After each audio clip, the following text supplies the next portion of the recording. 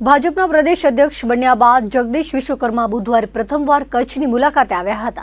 ત્યારે નવનિયુક્ત પ્રદેશ અધ્યક્ષને આવકારવા કચ્છ ભાજપમાં અનેરો થનગનાટ જોવા મળ્યો હતો. ભુજના સ્મૃતિવન ખાતે આયોજિત અભિવાદન સમારોહમાં પ્રદેશ અધ્યક્ષનું 1.5 લાખ નોટબુક દ્વારા વિશિષ્ટ અભિવાદન કરવામાં આવ્યું હતું.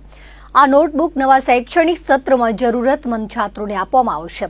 રાજ્યમંત્રી ત્રિકમભાઈ છાંગા, કાંતિભાઈ અમૃતિયા, જિલ્લા ભાજપના હોદ્દેદારો, ચૂંટાયેલા જનપ્રતિનિધિઓ અને કાર્યકર્તાઓએ પ્રદેશ ભાજપ અધ્યક્ષનું અભિવાદન કર્યું હતું. કચ્છ કુળદેવીમાં આશાપુરાને શીશ ઝુકાવ્યા બાદ ભુજ સ્વામિનારાયણ મંદિરે દર્શન કરી બાઇક રેલી મારફતે સાંજે સ્મૃતિવન પહોંચી કાર્યકર્તાઓનું અભિવાદન ઝીલ્યું હતું. કાર્યક્રમમાં 100 જેટલી સંસ્થા દ્વારા જગદીશ વિશ્વકર્માનું પુસ્તક મારફત વિશેષ સન્માન કરાયું હતું.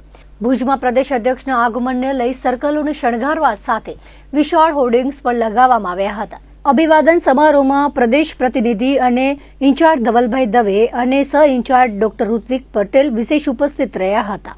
જિલ્લા ભાજપ પ્રમુખ દેવીજીભાઈ વરચંદ અને પ્રદેશ મહામંત્રી તથા કચ્છના સાંસદ વિનોદભાઈ ચાવડા, અભિવાદન સમારોહના ઇન્ચાર્જ અને જિલ્લા મહામંત્રી ધવલ આચાર્ય, સહ ઇન્ચાર્જ રાહુલ ગોર, હિતેશ ખંડોર, વસંત કોડરાણી, વિકાસ રાજગોર, જિલ્લા મહામંત્રી દિલીપ શાહ, નરેન્દ્ર પ્રજાપતિ વગેરે આયોજન સંભાળ્યું હતું.